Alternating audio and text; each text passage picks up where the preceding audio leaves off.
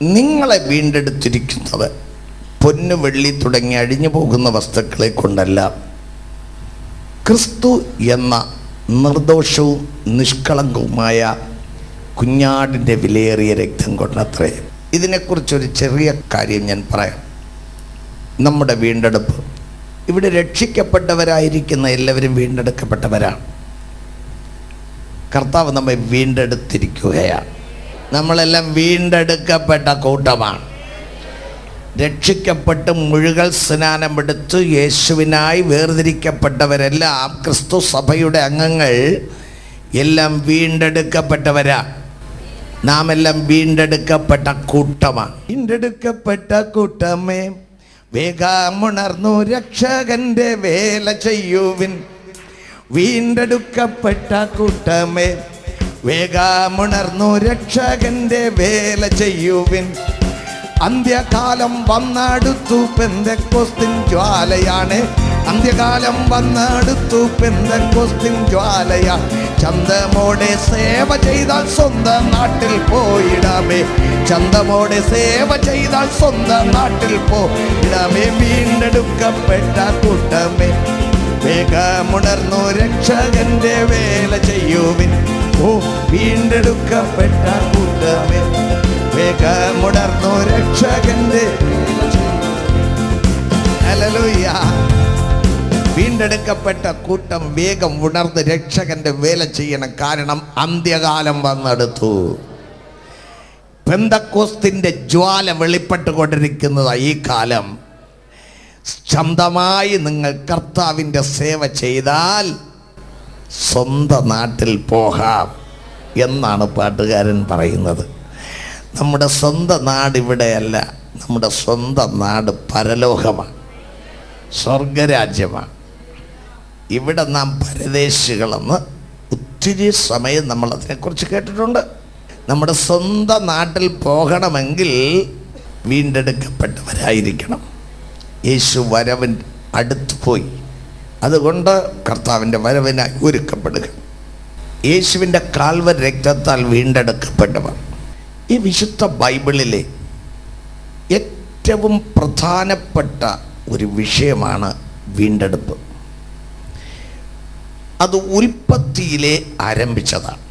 ദൈവം മനുഷ്യനെ ഉപായമില്ലാതെ, കള്ളം കപടം ഒന്നുമില്ലാതെ, കളങ്കമില്ലാതെ, പരിശുദ്ധമായി ദൈവത്തിൻ്റെ സാദൃശ്യത്തിലും സ്വരൂപത്തിലും സൃഷ്ടിച്ചു.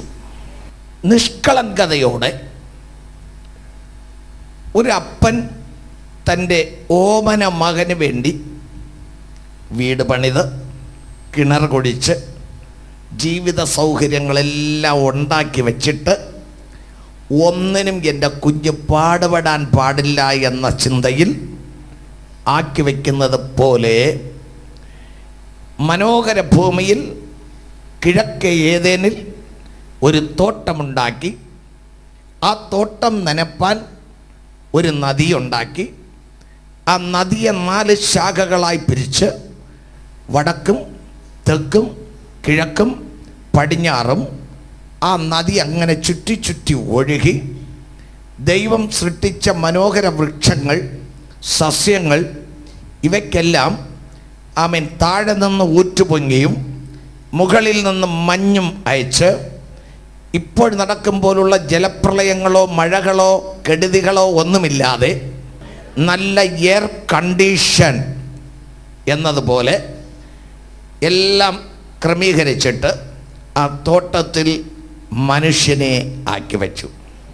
ഈ മനുഷ്യൻ സന്തോഷമായി ഭാര്യയും ഭർത്താവും കൈയോട് കൈ കോർത്ത് അങ്ങനെ ആടിപ്പാടി തോട്ടത്തിനകത്തൂടെ ഇങ്ങനെ നടന്ന് മനോഹരമായ പഴങ്ങളൊക്കെ പറിച്ചു തിന്ന് അങ്ങനെ ആന, കുതിര, കഴുത, ഒട്ടകം, പുള്ളിമാൻ, പേടമാൻ ഇവയുമായിട്ടൊക്കെ കളിച്ച് ആനപ്പുറത്ത് കയറി നടന്ന് സിംഹത്തിൻ്റെ പുറത്ത് സവാരി ചെയ്ത് സർപ്പത്തിൻ്റെ മുമ്പിൽ നിന്ന് കളിച്ച്, എങ്കിലും സർപ്പം ദോഷം ചെയ്യത്തില്ല. കാരണം സർപ്പവും ആനയും പൂച്ചയും വലിയ പാമ്പും പട്ടിയും ഒക്കെ മനുഷ്യന് വേണ്ടി ദൈവം ഉണ്ടാക്കിയതാണ്. അതിലൊന്നും വിഷാംശം തീണ്ടാതെ ദൈവം മനുഷ്യന് സന്തോഷിക്കുവാൻ, കണ്ട് സന്തോഷിക്കുവാനൊക്കെ വച്ചിരുന്നതാണ്.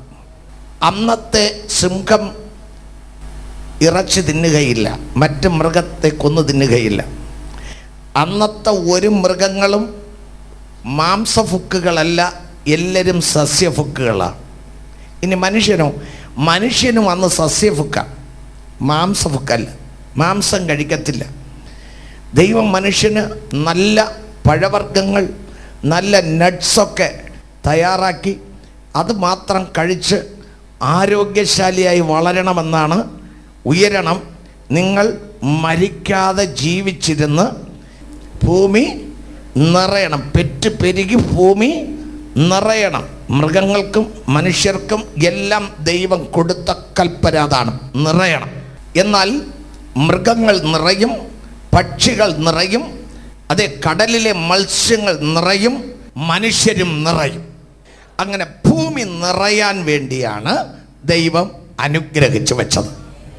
അങ്ങനെ അവർ സന്തോഷത്തോടെ ജീവിക്കുമ്പോൾ ദൈവത്തിന് മനുഷ്യൻ്റെ മേൽ ഒരു അധികാരമുണ്ട് എന്ന് കാണിക്കാൻ, അല്ലെങ്കിൽ നമുക്കൊരു ഉത്തരവാദിയുണ്ട് എന്ന് കാണിക്കാൻ, അല്ലെങ്കിൽ നമുക്ക് മേലിൽ ഒരുവനുണ്ട് എന്ന് കാണിക്കാൻ ഒരു കൽപ്പന കൊടുത്തു.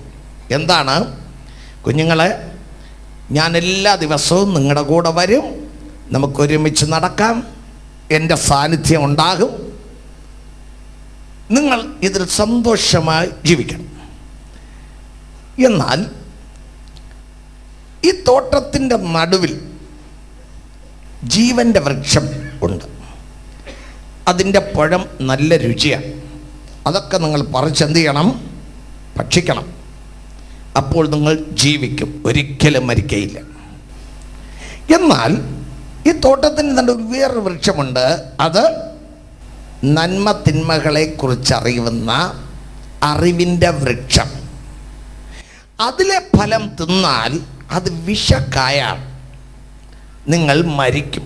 ഇപ്പം ദൈവം മനുഷ്യന് കൊടുത്ത കൽപ്പന വളരെ ഭാരമുള്ളതാണോ വളരെ ലഘുവാണോ? വളരെ ലഘു. ഈ കണ്ടതെല്ലാം നിനക്ക് തിന്നാം, അനുഭവിക്കാം, പക്ഷെ ഈ ഒന്നും മാത്രം നീ തൊടുകയോ പറിക്കുകയോ ഭക്ഷിക്കുകയോ അരുത്. എന്തിനാണ് ഈ വാക്ക് ദൈവം പറഞ്ഞത്? നമ്മുടെ മേലൊരു അധികാരിയാണ് ദൈവമെന്ന് ബോധ്യം വരുത്തുവാൻ. മറുഭാഗം പറഞ്ഞാൽ, ഈ മനുഷ്യനെ സൃഷ്ടിക്കുന്നതിന് മുൻപേ ഇതുപോലൊരു തോട്ടം, അതിനും ഏതേനെന്ന് പേരെന്ന് വേദപുസ്തക വചനം പറയുന്നു, അതിൽ ദൂതന്മാരെ ആക്കി വെച്ചു ദൈവം. മനോഹരമായ കെരൂബുകൾ അതിനകത്തെടുത്തു. ഈ കെരൂബുകൾ ചിറക് വിടർത്തിയാൽ നല്ല മാധുരഗാനങ്ങൾ മുഴങ്ങും. ആ ഗാനങ്ങളിലൂടെ ദൈവത്തെ ആരാധിക്കും. നമുക്കറിയാം, യെശയ്യാവ് കണ്ട ദർശനത്തിൽ സറാഫുകൾ ഓരോന്നിന് 6 ചിറകാണ്, മുഖം മറയ്ക്കാൻ 2 ചിറക്. കാരണം നിന്റെ മുൻപിൽ മുഖം കാണിക്കേണ്ട യോഗ്യത ഞങ്ങൾക്കില്ല ദൈവമേ. പാദം മറയ്ക്കുവാൻ 2 ചിറക്. ഭൂമിയിൽ പാദം ഊന്നുന്നില്ല എങ്കിലും ഈ പാദം ദൈവ മുൻപിൽ കാട്ടാൻ പാടില്ല. തിരുമുൻപിൽ ഭൂമിയിൽ തറ തൊടാതെ നിൽക്കാൻ, പറക്കാൻ 2 ചിറക്.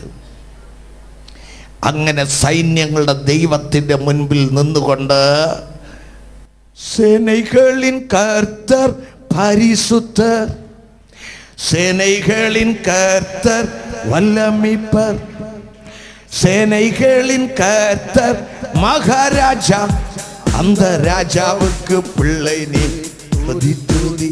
ഹല്ലേലൂയ. സൈന്യങ്ങളുടെ യഹോവ പരിശുദ്ധൻ, പരിശുദ്ധൻ, പരിശുദ്ധൻ എന്നാർത്ത് സ്തുതിച്ചു കൊണ്ടിരിക്കുന്നു. ഈ പദവി നൽകി സറാഫുകളെ ആക്കിയിരുന്നു. മനോഹരമായ ഗാനം ദൈവത്തിന് ഇഷ്ടമാണ്. നല്ല സംഗീത ഉപകരണങ്ങൾ, ഈണത്തിന് താളത്തിന് ശരിയായി ഉപയോഗിച്ച് പാടുന്നത് ദൈവത്തിന് ഇഷ്ടമാണ്. അതിനാണ് ദൈവം ദൂതന്മാരെ ഉപയോഗിച്ചിരുന്നത്. എന്ന് പറഞ്ഞാൽ സ്വർഗീയ സന്തോഷം എന്ന് പറയുന്നത് യാതൊരു മനക്ലേശങ്ങളും കൂടാതെ, യാതൊരു ശരീരക്ഷീണവും കൂടാതെ, യാതൊരു നിലയിലും ചിന്താഭാരമില്ലാതെ ഒരു മനുഷ്യൻ്റെ ദേഹം ആത്മാവിന് ഏറ്റവും അധികം സന്തോഷിക്കാൻ എത്രത്തോളം കഴിയുമോ അത്രയും സന്തോഷ നിറവിൽ തന്നെ മനുഷ്യൻ ജീവിക്കുക എന്നതാണ് സ്വർഗീയ സന്തോഷത്തിൻ്റെ അനുഭൂതി.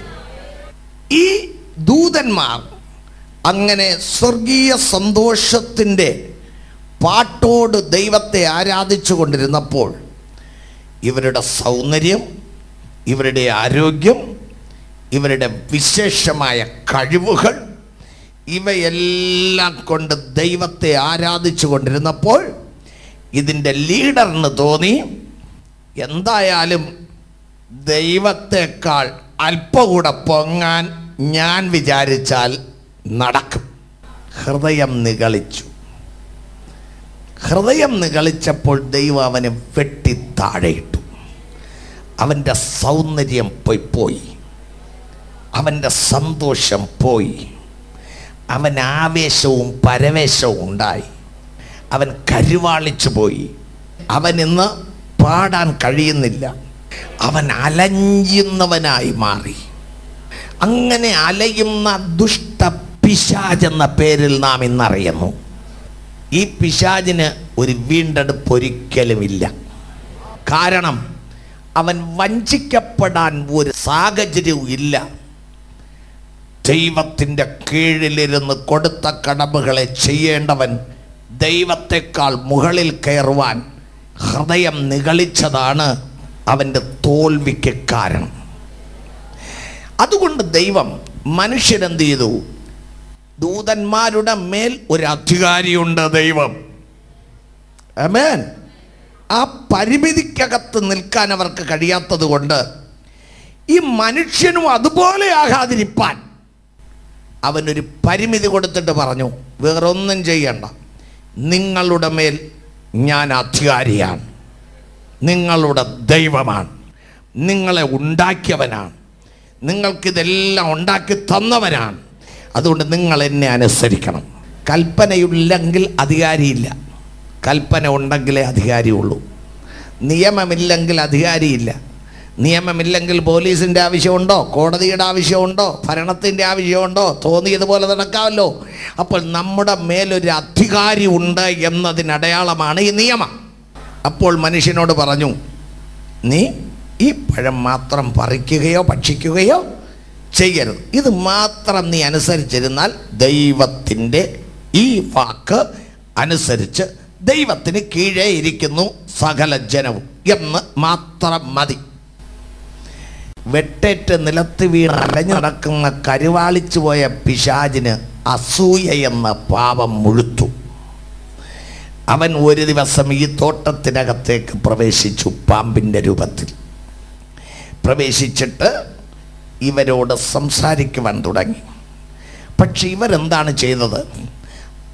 അരുത് എന്ന് പറഞ്ഞെടുത്ത് പോകണ്ട, നോക്കണ്ട, അത് വിട്ടേക്കണം എന്ന ചിന്ത മാറി. അവൻ അവിടെ ഇരുന്ന പാമ്പിൻ്റെ വാക്ക് സ്വീകരിച്ചു. ദൈവത്തിൻ്റെ വാക്കിനേക്കാൾ പാമ്പിൻ്റെ വഞ്ചക വാക്കിനെ ഇവർ സ്വീകരിച്ചതിനാൽ ഇവർ പാപം ചെയ്തു. എപ്പോഴും ഓർക്കണം, ദൈവത്തിൻ്റെ സത്യവചനത്തെ സംശയിപ്പിച്ച് ദൈവത്തിൻ്റെ സത്യവചനത്തിന് വിരുദ്ധമായി ഒരു നിസാര കാര്യമാണ് വന്നാലും അതിൻ്റെ പിന്നിൽ വലിയൊരു ആപത്തുണ്ടെന്ന് എല്ലാവരും മനസ്സിലാക്കണം. നമ്മൾ ഇത്രയൊക്കെ നന്നായി ജീവിക്കുന്നില്ലേ? പിന്നെ ദൈവത്തിൻ്റെ ഒരു കൽപ്പന മാത്രം അനുസരിച്ചില്ലെന്നല്ലേ ഉള്ളൂ. ഒറ്റ കൽപ്പന അനുസരിക്കാത്തത് കൊണ്ടാണ് ഭൂതങ്ങൾ ആയത്, മനുഷ്യൻ പാപിയായി തള്ളപ്പെട്ടത്. അതുകൊണ്ട് ദൈവകൽപ്പന അനുസരിക്കണമെന്നുള്ള താല്പര്യം നമുക്കുണ്ടാകണം. അങ്ങനെ അവൻ തള്ളപ്പെട്ടതുപോലെ ഈ മനുഷ്യനെ ഈ പിശാച് വഞ്ചിച്ച് താഴെ തള്ളി. ഇവർ പാപം ചെയ്തപ്പോൾ ആ ദൈവിക സാന്നിധ്യം ഇവരിൽ നഷ്ടപ്പെട്ടു. ദൈവത്തെ അനുസരിച്ചാൽ ദൈവത്തിൻ്റെ കീഴിൽ ദൈവത്തിൻ്റെതായിരിക്കും. എന്നാൽ ദൈവത്തിൻ്റെ വാക്കുപേക്ഷിച്ച് പിശാചിനെ അനുസരിച്ചപ്പോൾ പിശാചിൻ്റെ കീഴിൽ പിശാചിൻ്റെതായി അവൻ മാറി. അവനുള്ളതും പിശാചിൻ്റെതായി മാറി. എന്നാൽ പിശാചിൻ്റെ കീഴിൽ ഇവൻ വന്നാൽ ഇത്രയും സുഖിച്ച് സന്തോഷമായി ജീവിക്കാൻ പറ്റത്തില്ല എന്നതിൻ്റെ അടയാളമായി ദൈവം ഇവനെ തോട്ടത്തിൽ നിന്ന് പുറത്താക്കി കളഞ്ഞു.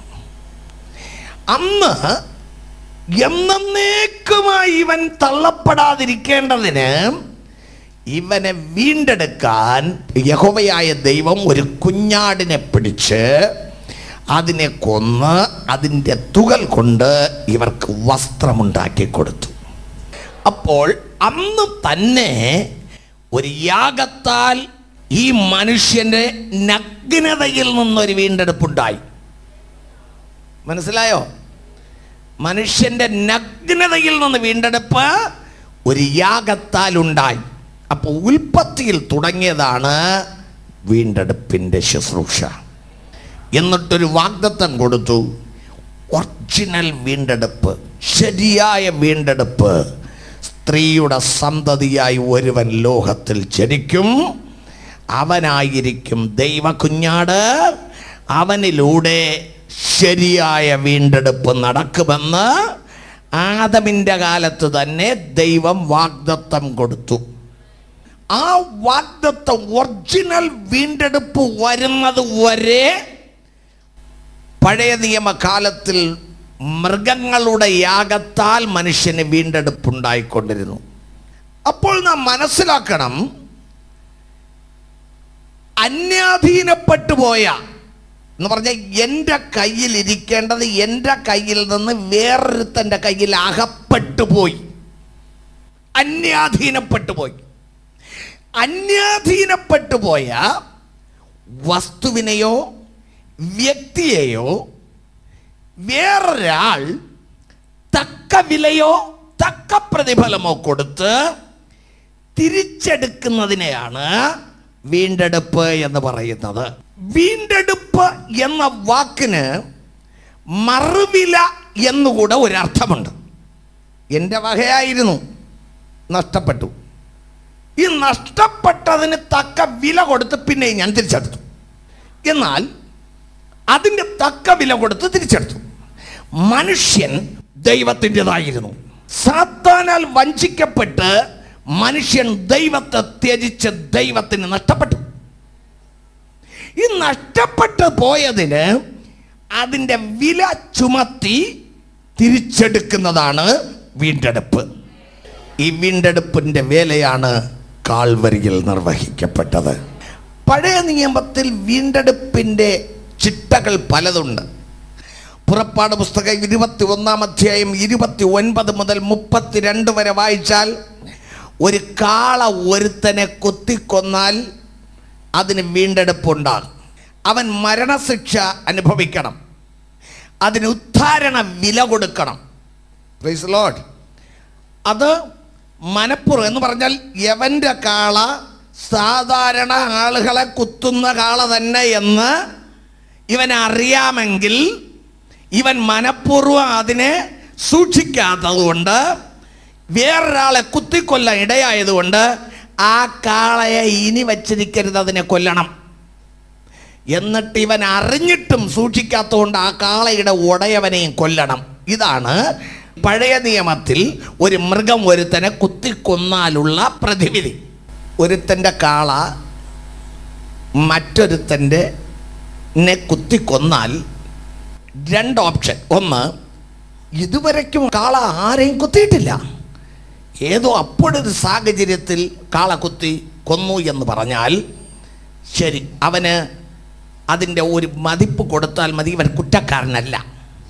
പക്ഷെ കാള നേരത്തെ കുത്തുന്ന സ്വഭാവമുള്ള കാളയാണ്. ഹലോ, ഞാൻ തിരിച്ചു പറയാം.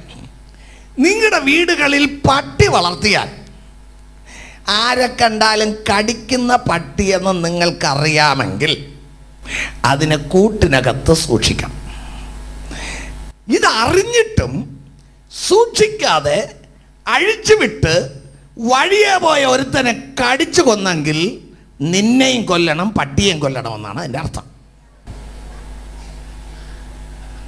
പുതിയ നിയമത്തിലല്ല, പഴയ നിയമത്തിൽ. ആ നിയമം ഇന്നും ഉണ്ടായിരുന്നെങ്കിൽ പട്ടിയെ അഴിച്ചുവിട്ട് ആരെയും കടിപ്പിക്കുമായിരുന്നോ? എങ്കിൽ അവൻ്റെ അന്ത്യം എന്ന് പറഞ്ഞാൽ അത് ചെയ്യത്തില്ലായിരുന്നു. ഇതേ അർത്ഥത്തിലാണ്. അതിനപ്പുറത്ത് അറിയാതെയാണ് സംഭവിച്ചതെങ്കിൽ അതിൻ്റെ മതിപ്പ് കൊടുത്തു വന്ന് നിൽക്കാം. ഇനി ഒരുത്തൻ്റെ ദാസനെ, വിലയ്ക്ക് വാങ്ങപ്പെട്ട ദാസനെയാണ് കുത്തിയതെങ്കിൽ 30 വെള്ളിക്കാശ് കൊടുത്ത് പ്രശ്നം പരിഹരിക്കാം, വീണ്ടെടുക്കാം.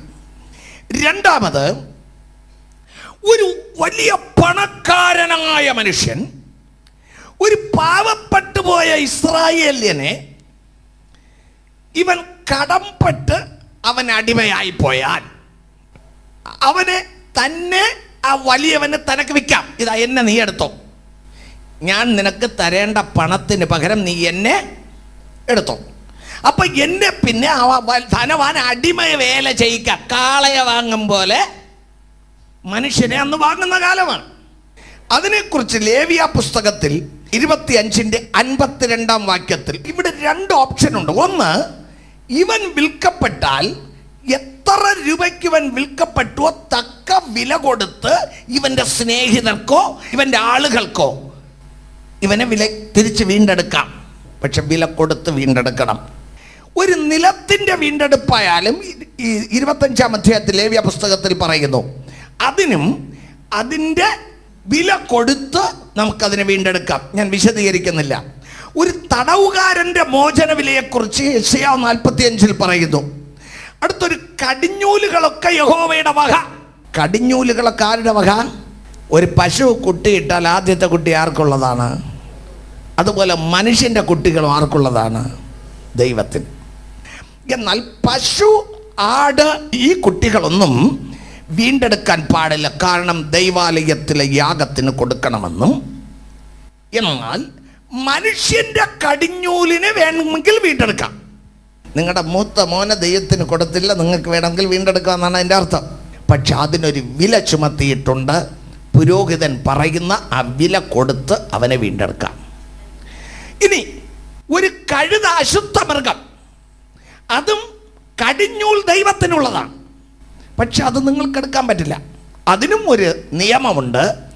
ഒരു കടിഞ്ഞൂൽ പിറവിയിൽ ഒരു കഴുതയെ, ആ കഴുതയെ ദൈവത്തിന് കൊടുക്കണ്ട, ആലയത്തിൽ കൊണ്ടുപോകാൻ പറ്റില്ല. അതുകൊണ്ട് എന്ത് ചെയ്യണം? അത് നിങ്ങളുടെ വക അല്ല. അത് നിങ്ങൾ വീണ്ടെടുത്ത് ആ കഴുതയെ നിങ്ങളുടെ സമ്പത്തായി വെച്ചിരിക്കണമെങ്കിൽ പകരം ഒരു ആട്ടിൻകുട്ടിയെ കൊടുത്ത് വീണ്ടെടുക്കണം. ഇല്ലെങ്കിൽ ഈ കഴുത എന്ത് ചെയ്യണം? കഴുത്തൊടിച്ച് കൊല്ലണം. ഇതാണ് പഴയ നിയമത്തിൻ്റെ വ്യവസ്ഥ. ഈ അടിസ്ഥാനത്തിലാണ് രൂത്തിന്റെ വീണ്ടെടുപ്പ് നടന്നത്.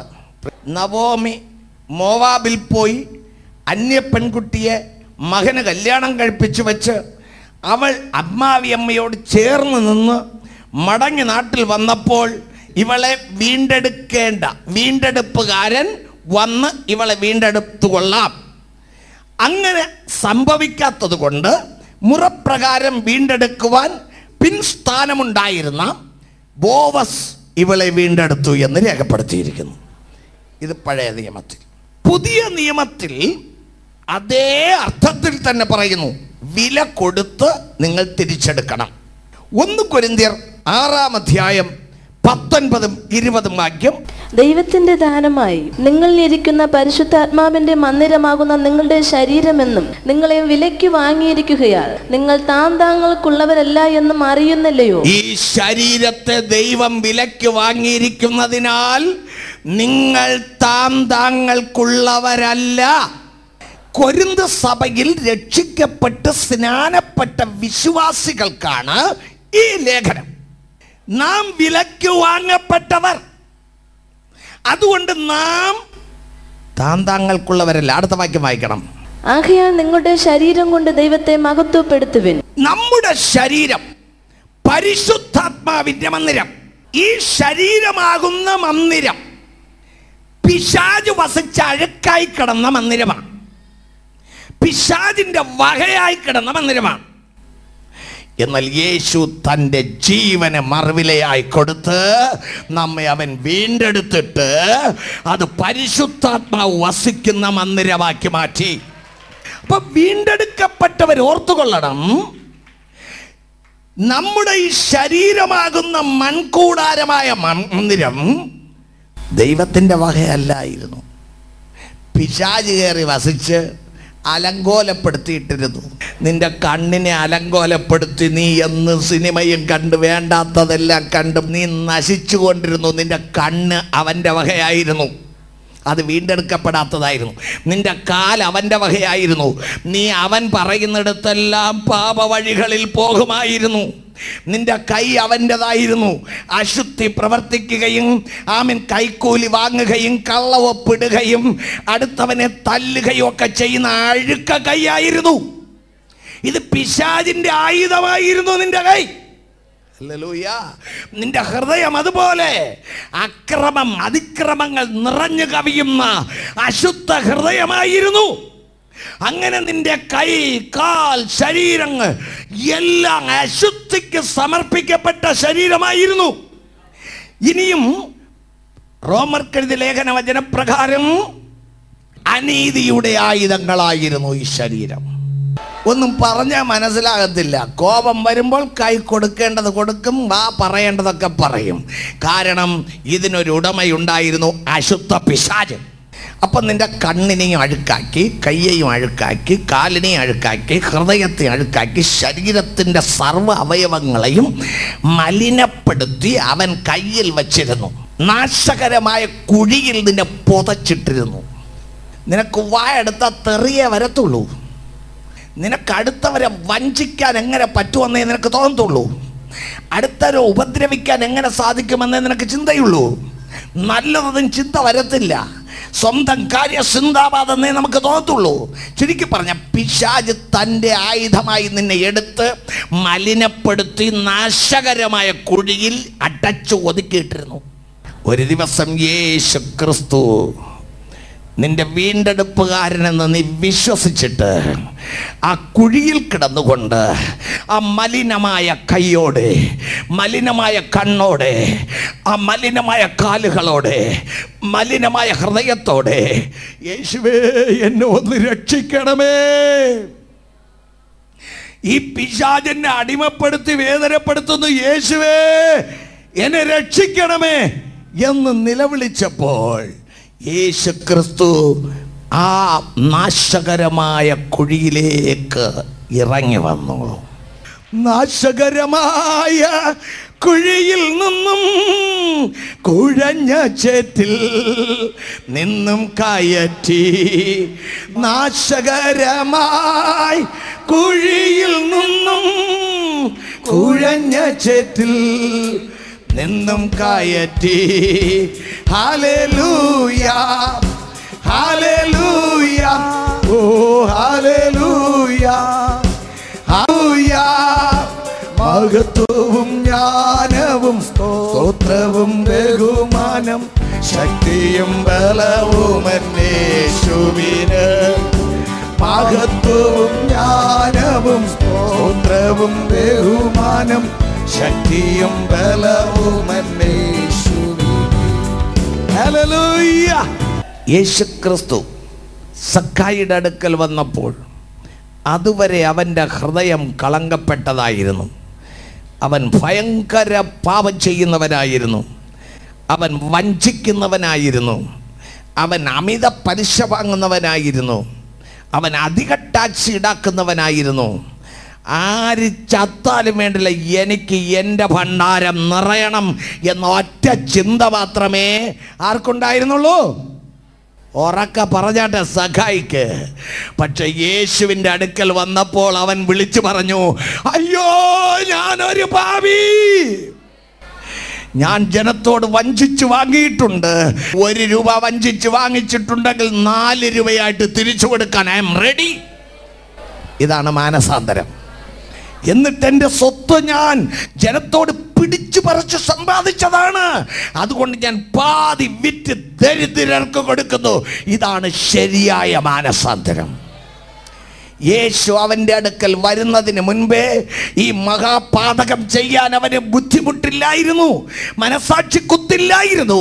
പക്ഷെ യേശു ക്രിസ്തു വന്നപ്പോൾ പാപമെന്ന് ഉണരുവാൻ അവൻ ഇടയായി. അപ്പോൾ യേശു പറഞ്ഞു, ഇനി നീ പിശാചിന്റെ മോനല്ല, നീ അബ്രഹാമിന്റെ മകനാണ്. ഏതൊരു മഹാപാപിയും, ഏതൊരു കുലപാതകനും, ഏതൊരു ദുഷ്ടനും, ഏതൊരു മദ്യപാനിയും, ഏതൊരു വെറിക്കുത്തുകാരനും, നീ ഇതുവരെക്ക് എങ്ങനെയൊക്കെ നടന്നാലും നിന്നെ വീണ്ടെടുക്കുവാൻ വേണ്ടി ജീവനെ മറുവിലയായി തന്ന യേശു ക്രിസ്തുവിന്റെ അടുക്കൽ വന്ന് യേശുവേ എന്നെ രക്ഷിക്കണമേ എന്ന് പറയുമ്പോൾ യേശുവിൻ്റെ ചങ്കിലെ ചോര കൊണ്ട് നിന്റെ പാപത്തെ മുഴുവനും കഴുകിക്കളഞ്ഞിട്ട് യേശു കർത്താവ് നിന്നെ ആ നാശകരമായ കുഴിയിൽ വന്ന് പിടിച്ച് കരകയറ്റി. ഹല്ലേലൂയ! ഇനി നീ കുഴിയിൽ വീഴാതിരിക്കാൻ, കാൽ വഴുതി വീഴാതിരിപ്പാൻ നിന്നെ എന്ത് ചെയ്യുമെന്നറിയാമോ? എൻ്റെ കാൽകളെ പാറമേൽ നിർത്തി എൻ ഗമനത്തെ സുസ്ഥിരമാക്കി. എൻ്റെ കാൽകളെ പാറമേൽ നിർത്തി എൻ ഗമനത്തെ സുസ്ഥിരമാക്കി. പുതിയൊരു പാട്ടു തന്നു എൻ ദൈവത്തിനു സ്തുതികൾ തന്നെ. പുതിയൊരു പാട്ടു എനിക്കു തന്നു എൻ ദൈവത്തിനു സ്തുതികൾ തന്നെ. ഓ ഹല്ലേലൂയ, ഹല്ലേലൂയ, ഹല്ലേലൂയ, ഹല്ലേലൂയ. മഹത്വവും ജ്ഞാനവും സ്തോത്രവും ബഹുമാനം ശക്തിയും ബലവും യേശുവിന്. മഹത്വവും ജ്ഞാനവും സ്തോത്രവും ബഹുമാനം ശക്തിയും ബലവും യേശുവിന്. കരങ്ങളെ ഉയർത്തി ഹല്ലേലൂയ പറയാം. നിങ്ങളുടെ ജീവിതത്തിൽ കഴിഞ്ഞ കാലങ്ങളിൽ എത്ര വലിയ പാപിയായി ജീവിച്ചാലും നീ പാപിയെന്ന് അറിഞ്ഞിട്ട് തന്നെ, നീ പാപത്തിൻ്റെ അതേ കുഴിക്കകത്ത് കിടക്കുന്നു എന്നറിഞ്ഞിട്ട് തന്നെ നിന്നെ തൂക്കി പുറത്തെടുത്ത് നിന്നെ ചങ്കിലെ ചോര കൊണ്ട് കഴുകി നിന്റെ കാലുകളെ ക്രിസ്തുവാകുന്ന പാറമേൽ നിലയുറപ്പിച്ച് നിന്റെ വായിൽ ഇതുവരെയ്ക്കും ചീത്ത പറച്ചിലും കള്ളം പറച്ചിലും അപവാദം പറച്ചിലും മറ്റുള്ളവർക്ക് കേടുണ്ടാക്കുന്ന വാക്കുകൾ ഉണ്ടായിക്കൊണ്ടിരിക്കുന്ന നിന്റെ നാവിൽ പുതിയൊരു സ്തുതിഗാനം തന്ന് നിന്നെ ആരാധിക്കുന്നവനാക്കുവാൻ എൻ്റെ യേശു നിന്നെ വീണ്ടെടുക്കുകയാണ്. ഇന്നലെ വരെ തെറി പറഞ്ഞുകൊണ്ട് നടന്നവൻ ഇപ്പോൾ ഹല്ലേലൂയ പറയുന്നതിൻ്റെ രഹസ്യം എന്താണ്? ഇന്നലെ വരെ കള്ളു കുടിച്ച് മട്ടനായി ചാഞ്ചാടി നടന്നവൻ ഇന്ന് ആത്മാവിൽ ആരാധിക്കുന്നതിൻ്റെ രഹസ്യം എന്താണ്? ഇന്നലെ വരെ കിട്ടുന്നതിലെല്ലാം ആമേൻ കള്ളടിച്ചിട്ട് ഭാര്യയ്ക്കും മക്കൾക്കും ചീത്ത പറച്ചിലിൻ്റെ ശരവർഷം പൊഴിയുന്നവൻ ഇന്ന് ഭാര്യയും മക്കളുമായി നല്ല വസ്ത്രം ധരിച്ച് ദൈവസന്നിധിയിൽ ഓടി വരുന്നതിൻ്റെ രഹസ്യം എന്താണ്? അവനെ യേശു വീണ്ടെടുത്തു. അവൻ്റെ ഈ പൊല്ലാത്ത ശരീരത്തെ കഴുകി എടുത്ത് ക്രിസ്തുവാകുന്ന പാറമേൽ നിർത്തിയിട്ട് അവൻ്റെ നാവിലൊരു പുതിയ പാട്ടും കൊടുത്തിട്ട് പറഞ്ഞു, നീ ഇനി എൻ്റെ വകയാണ്, ഞാൻ നിന്നെ വീണ്ടെടുത്തിരിക്കുന്നു, നിന്റെ വീണ്ടെടുപ്പ് വില കൊടുത്തിരിക്കുന്നു. ഇനി നീ പാപച്ചേറ്റിൽ വീഴണ്ട. ഇനി നിന്റെ മേൽ പിശാചിന് അവകാശമില്ല, നിന്റെ മേൽ പിശാചിന് അധികാരമില്ല. പിശാചിന്റെ തലയെ തകർത്തിട്ട് രക്ഷകനായി മധ്യസ്ഥനായി ലോകത്തിൽ വന്ന യേശു പിതാവിനോട് പറഞ്ഞു, പിതാവേ, ഇതാ നിനക്ക് നഷ്ടപ്പെട്ടു പോയവനെ എൻ്റെ ചങ്കിലെ ചോര നൽകിയത വീണ്ടെടുത്ത് തിരികെ തന്നിരിക്കുന്നു. അങ്ങനെ ഒരു വീണ്ടെടുപ്പുകാരനാണ് നമ്മുടെ കർത്താവായ യേശു ക്രിസ്തു. 20-ാം വാക്യം, ആകയാൽ നിങ്ങളുടെ ശരീരം കൊണ്ട് ദൈവത്തെ മഹത്വപ്പെടുത്തുവിൻ. ഇനി ഈ ശരീരം കൊണ്ട് ദൈവത്തെ മഹത്വപ്പെടുത്തണം. ഇനി ഈ കാലുകൊണ്ട് ആരെ മഹത്വപ്പെടുത്തണം? അതുകൊണ്ടാണ് ഞങ്ങൾ പറയുന്നത് മഹത്വവും ജ്ഞാനവും നൃത്തത്തോടെ ദൈവത്തെ സ്തുതിക്കുന്നത്. നിങ്ങളുടെ ശരീരം കൊണ്ട് ദൈവത്തെ മഹത്വപ്പെടുത്തുവിൻ. ഈ കാല് കർത്താവിൻ്റെ സാക്ഷിയായി പോകുവാൻ ഉപയോഗിക്കണം. ഈ നാവ് ദൈവത്തിന് മഹത്വം കൊടുക്കുന്ന നാവായി മാറണം. ഈ കണ്ണ് ദൈവ തേജസ് കാണുന്ന കണ്ണായി മാറണം. ഈ കൈകൾ കൈത്താളത്തോടെ ആരാധിപ്പാനും ശുദ്ധ കൈകളെ ഉയർത്തി സ്തുതിപ്പാനും ഈ കൈകൾ ദൈവത്തിന് വേണ്ടി ആമേൻ വേർതിരിക്കപ്പെട്ടതാണ്. ഇതുവരയ്ക്കും ശരീരം കൊണ്ട് ദൈവത്തെ ദുഷിച്ചവർ ഇനി ശരീരം കൊണ്ട് ദൈവത്തെ മഹത്വപ്പെടുത്തണം. ഇതുവരയ്ക്ക് ശരീര അവയവങ്ങൾ അനീതിയുടെ ആയുധങ്ങളായിരുന്നു എങ്കിൽ ഇനി ശരീരങ്ങൾ കൊണ്ട് നീതിയുടെ ആയുധമായി ഇത് മാറണം. അപ്പോഴാണ് നീ നീതിമാനാകുന്നത്. കൈകൊണ്ട് കൈക്കൂലി വാങ്ങുന്ന കള്ളനായിരുന്നെങ്കിൽ ഇനി നീ പറയണം, കൈക്കൂലി വാങ്ങേണ്ട കൈയല്ല ഇത് വിശുദ്ധ കരം, അനീതിയുടെ കറ പറ്റാൻ പാടില്ലാത്ത കരം. അല്ലെങ്കിൽ എന്ത് ചെയ്തെങ്കിലും കാശ് കിട്ടി വയറ് നിറഞ്ഞാൽ മതിയെന്ന് പറയുന്ന ശരീരം പറയും, ഇനി അനീതിയുടെ കാശ് കൊണ്ട് ഒരു ചായ പോലും ഞാൻ കുടിക്കത്തില്ലെന്ന് പറയും. അതാണ് മാനസാന്തരത്തിൻ്റെ ലക്ഷ്യം. ആഖാനോട് പറഞ്ഞു, ശപഥാർപ്പിത വസ്തു എടുക്കരുത്. അവൻ എടുത്തു, അവൻ കുഴിച്ചിട്ടു. അവൻ എടുത്തത് വെള്ളിയും പൊന്നും വസ്ത്രവും എടുത്ത് ഒളിച്ചിട്ടത് അവന് വേണ്ടി മാത്രമാണോ? അവൻ്റെ ഭാര്യയ്ക്കും അവൻ്റെ മക്കൾക്കും ഒക്കെ കൂടെ വേണ്ടി. അതുകൊണ്ട് ശിക്ഷ വന്നപ്പോൾ ആരെയെല്ലാം കൊന്നു? അവനെയും ഈ സാധനത്തെയും അവൻ്റെ ഭാര്യയും അവൻ്റെ മക്കളെയും ഒക്കെ കൊന്നു കളഞ്ഞു. സകലത്തെയും കൊന്നു കളഞ്ഞു. ഭർത്താവ് മോഷ്ടിച്ചുകൊണ്ട് വന്നാൽ ഞാൻ ആരോടും പറയാതെ ഞാൻ തട്ടി വിട്ടോളാന്ന് പറയുന്ന ഭാര്യമാരോർത്തോളം അത് നിനക്ക് തൊട്ടുകൂടാത്തതും തീണ്ടിക്കൂടാത്തതുമാണ്. ഭർത്താവ് കൈക്കൂലി വാങ്ങിച്ച് കൊണ്ടുവന്ന് സമ്പാദിച്ചാൽ ഇരിക്കട്ടെ എൻ്റെ പേരിലും ഒരു വീട്, വേണ്ട.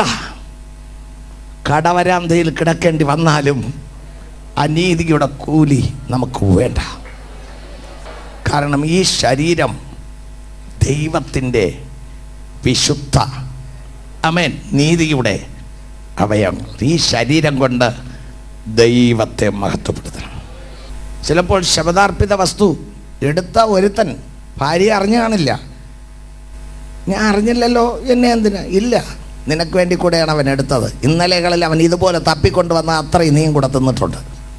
നിന്നെയും കൂടെ ചേർത്തേ കൊല്ലത്തുള്ളൂ എന്നാണ്. അതുകൊണ്ട് ദൈവം ഒരിക്കലും അവനെ മാത്രമല്ല, അതിൻ്റെ ഓഹരിക്കാരാകുന്ന സകലരെയും തട്ടിക്കളഞ്ഞിട്ടുണ്ട്. ഇന്ന് കൃപയുടെ കാലമായതുകൊണ്ട് അവനെയും തട്ടുന്നില്ല, ഓഹരി തിന്നുന്നവനെയും തട്ടുന്നില്ല. പക്ഷെ ഒരു ദിവസം ന്യായവിസ്താരത്തിൻ്റെ മുൻപിൽ നിൽക്കുമ്പോൾ നീ അറിയും. നീ അറിഞ്ഞിട്ടും നീ നിന്നെ സൂക്ഷിക്കാത്തതിനാൽ ആ പ്രശ്നങ്ങൾ എന്താണെന്ന് അറിയേണ്ടി വരും. അതുകൊണ്ട് ഈ ശരീരം കൊണ്ട് ദൈവത്തെ മഹത്വപ്പെടുത്തണം. 7:23 വായിക്കണം. എങ്കിലും എൻ്റെ ബുദ്ധിയുടെ പ്രമാണത്തോട് പോരാടുന്ന വേറൊരു പ്രമാണം ഞാൻ എൻ്റെ അവയവങ്ങളിൽ കാണുന്നു. അതെന്റെ അവയവങ്ങളിലുള്ള പാപ പ്രമാണത്തിന് എന്നെ ബദ്ധനാക്കി കളയുന്നു. നോക്കുക, ബുദ്ധിയുടെ പ്രമാണത്തോട് പോരാടുന്ന വേറൊരു പ്രമാണം, എന്നെ കെട്ടി ബദ്ധനാക്കുന്ന ഒരു പ്രമാണം, അത് പാപത്തിൻ്റെ പ്രമാണം. എന്നാൽ ഇന്ന് പകൽക്കാലം അക്കെട്ടിനെ പൊട്ടിക്കുവാൻ യേശുവിൻ്റെ നാമം മതിയായതാണ്. ഗലാത്യർ 4:5 വായിക്കണം. അവൻ ന്യായപ്രമാണത്തിന് കീഴുള്ളവരെ വിലയ്ക്ക് വാങ്ങിയിട്ട് നാം പുത്രത്വം പ്രാപിക്കേണ്ടതിന് തന്നെ അവൻ വിലയ്ക്ക് വാങ്ങി. മത്തായി സുവിശേഷം 20:28 പറയുന്നു, മറുവിലയായി. മനുഷ്യപുത്രൻ ശുശ്രൂഷ ചെയ്യിപ്പാനല്ല, ശുശ്രൂഷിപ്പാനും അനേകർക്ക് വേണ്ടി തന്റെ ജീവനെ മറുവിലയായി കൊടുപ്പാനും. അപ്പൊ യേശു വന്നത് ജീവനെ മറുവിലയായി കൊടുപ്പാൻ. എന്തിനു? നമ്മെ വീണ്ടെടുക്കുന്ന വില. മർക്കോസ് സുവിശേഷം 10:45 അതേ കാര്യം പറയുന്നു. 1 തിമോഥെയോസ് 2:6 അവൻ മറുവിലയായി. അപ്പം നമ്മെ വില കൊടുത്ത് വീണ്ടെടുത്തവൻ, മറുവില കൊടുത്ത് വീണ്ടെടുത്തവൻ, അത് നമ്മുടെ കർത്താവായ യേശു ക്രിസ്തു. അതുകൊണ്ട് യേശു ക്രിസ്തു നമ്മെ വീണ്ടെടുത്തു എന്ന പദം വിടുതൽ എന്നതിന് ഉപരി എങ്ങനെ ഈ വിടുതൽ സാധിച്ചു എന്നതുകൂടെ ഓർപ്പിക്കുന്നതാണ്. നമ്മുടെ കർത്താവ് തന്നെത്താൻ നമ്മുടെ പാപങ്ങൾക്ക് വേണ്ടി തന്നെ നൽകി ഒരു വലിയ ത്യാഗം സഹിച്ച് നമ്മെ വീണ്ടെടുത്തിരിക്കുന്നു. നമ്മെ വീണ്ടെടുക്കുവാൻ ഒരു വില കൊടുത്തു, ത്യാഗം സഹിച്ചു, കഷ്ടം സഹിച്ചു, ക്രൂശ് സഹിച്ചു, വേദന സഹിച്ചു, നിന്ന സഹിച്ചു, നമ്മെ വീണ്ടെടുപ്പാൻ, നമ്മെ രക്ഷിക്കുവാൻ, നമ്മെ വീണ്ടെടുക്കുവാൻ, ഈ ശാപത്തിൽ നിന്നും പാപത്തിൽ നിന്നൊക്കെ വീണ്ടെടുക്കുവാൻ അവൻ ക്രൂശ് വഹിച്ചു. ആമേൻ. ശിരസിൽ അതേ സ്തോത്രം മുൾമുടി സ്വീകരിച്ചു. വിലാപ്പുറത്തിന് ആമേൻ കുന്തങ്ങൾക്ക് ഏൽപ്പിച്ചു കൊടുത്തു. വിലാപ്പുറത്തെ കൈകാലുകൾ കാര്യം പാണികൾക്ക് ഏൽപ്പിച്ചു കൊടുത്തു. തുപ്പലിന് മുഖത്തെ ഏൽപ്പിച്ചു കൊടുത്തു. യേശുവിന്റെ തലയിൽ കോല് കൊണ്ടടിച്ചു കോലിന് തന്നെ ഏൽപ്പിച്ചു കൊടുത്തു. ഹല്ലേലൂയ. നിന്നയ്ക്ക് ഏൽപ്പിച്ചു കൊടുത്തു, അപമാനത്തിന് ഏൽപ്പിച്ചു കൊടുത്തു. ആമേൻ. ശുഭ്ര വസ്ത്രം നമുക്ക് വേണ്ടി തരുവാൻ തയ്യാറായി വന്ന യേശുവിന് തന്റെ വസ്ത്രത്തെ പങ്കിട്ടവർ ചീട്ടിട്ടെടുത്തിട്ട് അവൻ അർത്ഥനഗ്നനാക്കി. അങ്ങനെ യേശു ക്രിസ്തു നമ്മെ രക്ഷിക്കുവാൻ, വീണ്ടെടുക്കുവാൻ വേണ്ടി മുഴുത്യാഗവും മുഴുവിലയും കൊടുത്തു. വില കൊടുത്തു നമ്മെ വാങ്ങാൻ. ഈ വലിയ വീണ്ടെടുപ്പ് നിങ്ങൾ സ്വന്തമാക്കാതെ പോയാൽ പാപത്തിൽ ജനിച്ച് പാപത്തിൽ ജീവിച്ച് പാപത്തിൽ മരിച്ച് പാതാളത്തിൽ പോകും, സംശയമേ ഇല്ല. ഈ ലോകത്തിൽ വച്ച് നിന്നെ വീണ്ടെടുക്കുവാൻ വീണ്ടെടുപ്പ് വില കാൽവറിയിൽ വെച്ച് കൊടുത്ത ക്രിസ്തു യേശുവിനെ നിന്റെ വീണ്ടെടുപ്പുകാരനായി വിശ്വസിച്ച് ആമേൻ യേശുവേ എന്ന് വിളിച്ച് നിന്റെ പാപത്തെ മുഴുവനും ഏറ്റു പറഞ്ഞുപേക്ഷിച്ച് ഇനി എൻ്റെ ശരീരം കൊണ്ട് ഞാൻ അങ്ങയെ മഹത്വപ്പെടുത്തും, എൻ്റെ ആത്മാവ് കൊണ്ട് അങ്ങയെ മഹത്വപ്പെടുത്തും. ഇനി എൻ്റെ ശരീരം പിശാചിനുള്ളതല്ല, എൻ്റെ ആത്മാവ് പിശാചിനുള്ളതല്ല എന്ന് നീ ഒരു തീരുമാനമെടുത്ത് ഒരു പുതിയ ജീവിതം ചെയ്യുമെങ്കിൽ നിന്റെ കണ്ണ്, കൈ, കാലുകൾ, മനസ്സ്, ഹൃദയം, ചിന്താമണ്ഡലം എല്ലാം യേശുവിന് ഏൽപ്പിക്കുമെങ്കിൽ, പരിശുദ്ധത്തിന് ഏൽപ്പിക്കുമെങ്കിൽ ഇന്നു മുതൽ നീ വീണ്ടെടുക്കപ്പെട്ടവനായി മാറും. നിന്റെ ജീവിതം അനുഗ്രഹിക്കപ്പെടും. ആമേൻ. നിത്യ സന്തോഷത്തിൽ പ്രവേശിപ്പാൻ കഴിയും. പിശാച് നിന്നെ അശുദ്ധപ്പെടുത്തി നശിപ്പിച്ച് ബന്ധനസ്ഥനാക്കി അപകരിച്ച് നിന്നെ ആകെ തകർത്ത് നിന്റെ കൈയും കാലും ഒക്കെ അശുദ്ധമാക്കി, ചിന്തയെ അശുദ്ധമാക്കി, മനസ്സിനെ അശുദ്ധമാക്കി, കണ്ണുകളെ അശുദ്ധമാക്കി വെച്ചിരിക്കുമ്പോൾ ഇന്ന് പകൽക്കാലം യേശുവേ എന്നെ രക്ഷിക്കണമേ എന്ന് പറ. കാൽവറിയിൽ നിനക്ക് വേണ്ടി വിലയായി മാംസത്തിൻ്റെ ജീവൻ രക്തത്തിൽ സ്ഥിതി ചെയ്യുന്നു എന്ന് വൈദ്യശാസ്ത്രം കണ്ടുപിടിക്കുന്നതിന് മുൻപേ ദൈവം മോശയോട് പറഞ്ഞു. മാംസത്തിൻ്റെ ജീവൻ രക്തത്തിൽ. ഈ രക്തം കൊണ്ടാണ് അവൻ നമ്മുടെ ജീവനെ വീണ്ടെടുത്തത്. അതുകൊണ്ട് നിന്റെ ജീവിതം ഇന്ന് തന്നെ കർത്താവിന് കൊടുത്താൽ അവൻ നിന്നെ കഴുകും, അവൻ നിന്നെ പരിശുദ്ധമാക്കും, നിന്നെ വീണ്ടെടുക്കും. ഇതുവരെയ്ക്ക് ഈ വീണ്ടെടുപ്പിൻ്റെ ഭാഗ്യം ലഭിക്കാത്ത ആരെങ്കിലും ഉണ്ടെങ്കിൽ വീണ്ടെടുക്കപ്പെടുക. ഈ വീണ്ടെടുപ്പിൻ്റെ ഭാഗ്യം ലഭിച്ചവർ നിങ്ങളുടെ ശരീരം കൊണ്ട് ഇനി ദൈവത്തെ മഹത്വപ്പെടുത്തുക. എല്ലാവരും എഴുന്നേൽക്കത്ത് നിൽക്കാം. കുഞ്ഞാട്ടിൻ തീരു രക്തത്താൽ ഞാൻ ശുദ്ധനായി തീർന്നു, തൻ ചങ്കിലെ ശുദ്ധരക്തത്താൽ ഞാൻ ജയം പാടിയിടും. മഹത്വം രക്ഷക സ്തുതി നീനക്കെന്നും ചേറ്റിൽ നിന്നെ നീ വീണ്ടെടുത്തതിനാൽ സ്തുതിക്കും അങ്ങേ ഞാൻ ആയുസ്സിൻ നാളെല്ലാം നന്ദിയോടാടി വടങ്ങൂ. സ്തുതിക്കും അങ്ങേ ഞാൻ ആയുസ്സിൻ നാളെല്ലാം നന്ദിയോടാടി വടങ്ങും. ആർപ്പോടു അങ്ങേ ഘോഷിക്കും ഈ സിയോൻ യാത്രയിൽ. മുൻപോട്ടു തന്നെ ഓടുന്നു എൻ പേരോധീനായി. ലഭിക്കും നിശ്ചയം എൻ വിരോധനിക്ക്, ശത്രുക്കൾ ആരുമേ കൊണ്ടുപോകയില്ല. പ്രാപിക്കും അന്നു ഞാൻ രാജൻ കയ്യിൽ നിന്നും ദൂതന്മാരുടെ മധ്യത്തിൽ. പ്രാപിക്കും അന്നു ഞാൻ രാജൻ കയ്യിൽ ദൂതന്മാരുടെ മധ്യത്തിൽ. കുഞ്ഞാട്ടിൻ തീരു രക്തത്താൽ ഞാൻ ശുദ്ധനായി തീർന്നു, താൻ ചങ്കിലെ ശുദ്ധരക്തത്താൽ ഞാൻ ജയം പാടിയിടും. ആമേൻ. മഹത്വം രക്ഷകാ സ്തുതി നീനക്കെന്നും ചേറ്റിൽ നിന്നെ നീ വീണ്ടെടുത്തതിനാൽ സ്തുതിക്കും അങ്ങേ ഞാൻ ആയുസ്സിൻ നാളെല്ലാം നന്ദിയോടാടി വണങ്ങും. സ്തുതിക്കും അങ്ങേ ഞാൻ ആയുസ്സിൻ നാളെല്ലാം നന്ദിയോടാടി വണങ്ങും. എൻ ഭാഗ്യകാലം ഓർക്കുമ്പോൾ എൻ ഉള്ളം തുള്ളുമ്പോൾ ഈ ലോകസുഖം തള്ളി ഞാൻ ആ ഭാഗ്യം കണ്ടപ്പോൾ നിത്യമാം രാജ്യത്തിൽ അന്നു ഞാൻ പാടിടും. രാജൻ മുഖം കണ്ടു എന്നും ഞാൻ ഘോഷിക്കും. രക്തത്തിൻ ഫലമായി വാഴുമേ സ്വർഗത്തിൽ കോടി കോടി യുഗം. രക്തത്തിൻ ഫലമായി വാഴുമേ സ്വർഗത്തിൽ കോടി കോടി യുഗങ്ങൾ. രക്തത്തിൻ ഫലമായി വാഴുമേ സ്വർഗത്തിൽ. ഓ, രക്തത്തിന്റെ ഫലമായി സ്വർഗത്തിൽ കോടി കോടി യുഗങ്ങൾ വാഴുവാൻ അവൻ നമ്മെ തന്റെ രക്തം തന്ന് വീണ്ടെടുത്തിരിക്കുകയാണ്. ഓ, രക്തത്തിൻ ഫലമായി വാഴുമേ സ്വർഗത്തിൽ കോടി കോടി യുഗങ്ങളായി. ഞാട്ടിത്തീരും രക്തത്താൽ ഞാൻ ശുദ്ധനായി തീർന്നു.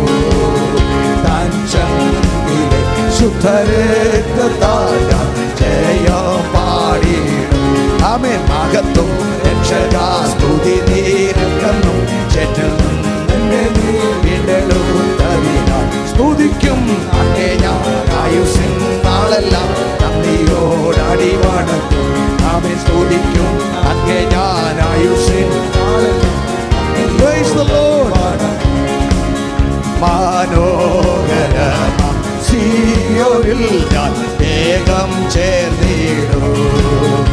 എൻ ക്ലേശമാകെ നീങ്ങിപ്പോകും. അവിടെ എത്തുമ്പോൾ സന്തോഷം പ്രാപിക്കും. അന്നോ ഞാൻ എൻ ശത്രു വീണതു എടുപ്പാൻ പാടില്ല. ആനന്ദം കൂടിടും ആനന്ദം പാടിടും ശ്രീയേശുരാജൻ മുൻപാകെ.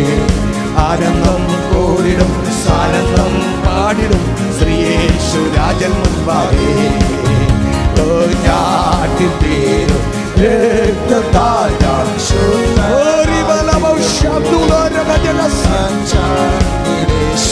ശുദ്ധരക്തത്താൽ ജയം പാടിയിടും. മേരാമേൽ മഹത്വ രക്ഷകാ സ്തുതി നിനക്കെന്നും ചേറ്റിൽ നിന്ന് നീ വീണ്ടെടുത്തതിനാൽ സ്തുതിക്കൂ അങ്ങേ ഞാൻ ആയുസ്സിൻ നാളെല്ലാം നന്ദിയോടടി വണങ്ങും. ആമേൻ. സ്തുതിക്കൂ അങ്ങേ ഞാൻ ആയുസ്സിൻ ആമേൻ. സ്തുതിക്കൂ അങ്ങേ ഞാൻ ആയുസ്സിൻ നാളെല്ലാം നന്ദിയോടടി വണങ്ങും. ആമേൻ. സ്തുതിക്കൂ അങ്ങേ ഞാൻ. ഈ ശരീരം കൊണ്ട് ദൈവത്തെ മഹത്വപ്പെടുത്തുവാൻ യേശുവേ കുഞ്ഞാടിന്റെ രക്തത്താൽ എന്നെ വീണ്ടെടുത്തതിനാൽ അങ്ങേ ഞാൻ മഹത്വപ്പെടുത്തുന്നു. അങ്ങേക്ക് നന്ദി. ആയുസ്സിൻ നാളെല്ലാം നന്ദിയോടടി വണങ്ങും. ഓ, സ്തുതിക്കൂ അങ്ങേ ഞാൻ ആയുസ്സിൻ നാളെല്ലാം നന്ദിയോടടി വണങ്ങും. എൻ ഭാഗ്യകാലം ഓർക്കുമ്പോൾ എൻ ഉള്ളം തുള്ളുന്നു. ഈ ലോകസുഖം തള്ളി ഞാൻ ആ ഭാഗ്യം കണ്ടപ്പോൾ നിത്യമാം സന്തോഷം പ്രാപിക്കും. അന്നു ഞാൻ ശത്രു വീണതു എടുപ്പാൻ പാടില്ല. ആനന്ദം കൂടിടും ആനന്ദം പാടിടും ശ്രീയേശുരാജൻ മുൻപാകെ. ആനന്ദം കൂടിടും ആനന്ദം പാടിടും ശ്രീയേശുരാജൻ മുൻപാകെ. ചങ്കിലെ ശുദ്ധരക്തത്താൽ ജയം പാടിയിടും. ഓ, മഹത്വം രക്ഷകാ സ്തുതി നിനക്കെന്നും ചേറ്റിൽ നിന്ന് നീ വീണ്ടെടുത്തതിനാൽ സ്തുതിക്കൂ അങ്ങേ ഞാൻ ആയുസ്സിൻ നാളെല്ലാം നന്ദിയോടടി വണങ്ങും. ആമേൻ. സ്തുതിക്കൂ അങ്ങേ ഞാൻ ആയുസ്സിൻ നാളെല്ലാം നന്ദിയോടടി വണങ്ങും. ഓ, സ്തുതിക്കൂ അങ്ങേ ഞാൻ ആയുസ്സിൻ നാളെല്ലാം നന്ദിയോടടി വണങ്ങും. ആമേൻ. സ്തുതിക്കൂ അങ്ങേ ഞാൻ ആയുസ്സിൻ നാളെല്ലാം നന്ദിയോടടി വണങ്ങും. എൻ ഭാഗ്യകാലം ഓർക്കുമ്പോൾ ഈ ലോകസുഖം തള്ളി ഞാനാ ഭാഗ്യം കണ്ടപ്പോൾ നിത്യമാം സന്തോഷം പ്രാപിക്കും. അന്നു ഞാൻ എൻ ശത്രു വീണതു എടുപ്പാൻ പാടില്ല. ആനന്ദം കൂടിടും ആനന്ദം പാടിടും ശ്രീയേശുരാജൻ മുൻപാകെ. ആനന്ദം കൂടിടും ആനന്ദം പാടിടും ശ്രീയേശുരാജൻ മുൻപാകെ. ഓ, ആനന്ദം കൂടിടും ഓ, ഇത്ര വലിയ സന്തോഷം ദൈവം നമുക്ക് വേണ്ടി വച്ചിരിക്കുന്നതിനാൽ ഈ ഭാഗ്യകരമായ വീണ്ടെടുപ്പ് നമുക്ക് സ്വന്തമാക്കുവാൻ ലഭിച്ച ഭാഗ്യത്തിനായി നാം ദൈവത്തിന് നന്ദി കരേറ്റാം.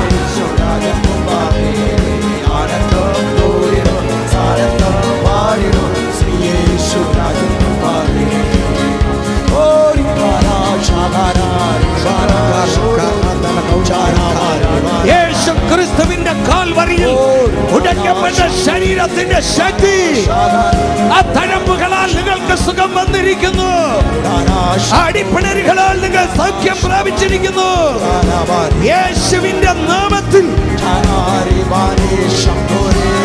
ഇതുവരെയ്ക്കും ആ വീണ്ടെടുപ്പ് പ്രാപിപ്പാൻ നിങ്ങൾക്ക് കഴിഞ്ഞിട്ടില്ല എങ്കിൽ ഇത് രക്ഷാദിവസം, ഇത് സുപ്രസാദ കാലം പ്രാപിക്കുക. യേശുവേ എന്ന് വിളിക്കൂ, പാപത്തെ ഏറ്റു പറയൂ, നിങ്ങളുടെ ശരീരത്തെയും ആത്മാവിനെയും നിന്റെ ജീവനെയും യേശുവിനായി ഏൽപ്പിക്കൂ. ഈ പ്രോഗ്രാം നിങ്ങൾക്ക്